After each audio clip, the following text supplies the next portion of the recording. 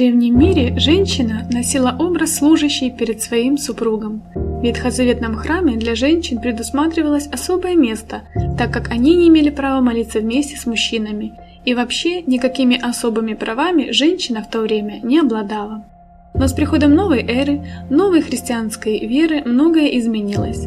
Господь Иисус Христос уравнял права женщин и мужчин в духовном и социальном плане, а также будущей жизни в Царстве Небесном. Но вернемся к истокам. Во второй главе книги Бытия мы подробнее узнаем о сотворении человека. Адам был сотворен первым, Ева второй, из ребра Адама, как помощник, преданный Адаму. Некоторые склонны усматривать иерархию в том, что Ева помощница Адаму. Раз она помощница, значит Адам главный. Однако, чтобы правильнее понять это место, нужно задать вопрос, а в чем нужно было помогать Адаму? Конечно, в Бытии есть слова о том, что Адам должен был возделывать Эдем и хранить его.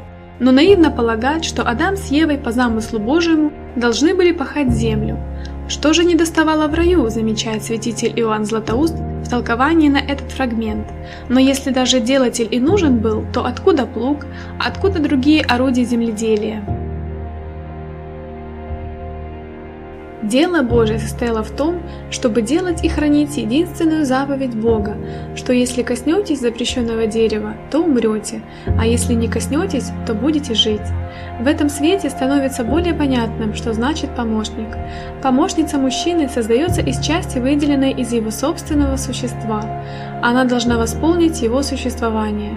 Мужчина будет понимать больше, но женщина будет чувствовать лучше. Оба они вместе составляют одно.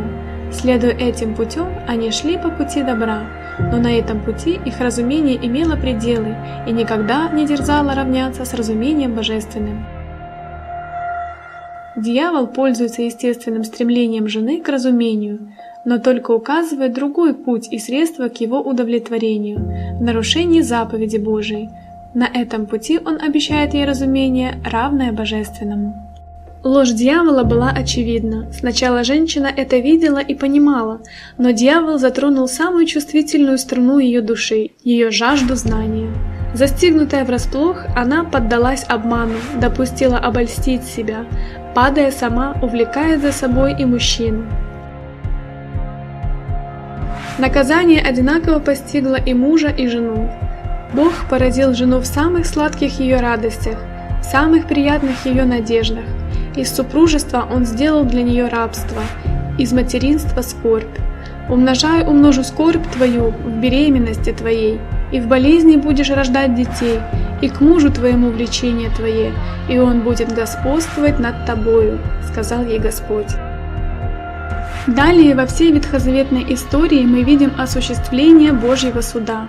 Над женщиной господствует мужчина.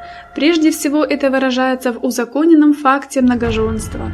Так, например, из-за невозможности забеременеть и родить ребенка, жена Авраама Сара, действуя в духе закона того времени, дала своему супругу Аврааму в наложнице служанку-египтянку Агарь, которая родила ему сына Измаила. В другом проявлении этого закона предусматривалось, что если муж умрет в браке бездетным, то его вдова не считалась вправе распоряжаться своим дальнейшим жизненным путем. В случае смерти брата на вдове обязан был жениться его второй брат. Это подразумевало, что дети, которые родятся от этого брака, будут считаться детьми покойного. Такова была эпитемия Божия, а любая эпитемия носит временный характер и прекращается с разрешением от греха. Так пройдет немало времени, женский род и все человечество будут спасены посредством благочестия, покорности, чистоты и целомудрия Богоматери. Господь восстановил авторитет женщины в глазах общества, дал новые заповеди, которые восполняют ветхозаветные. У женщины появляются новые роли. Преобразование ведет к большей стабильности и толерантности в браке. Христос позволил женщинам присоединиться к группе своих учеников.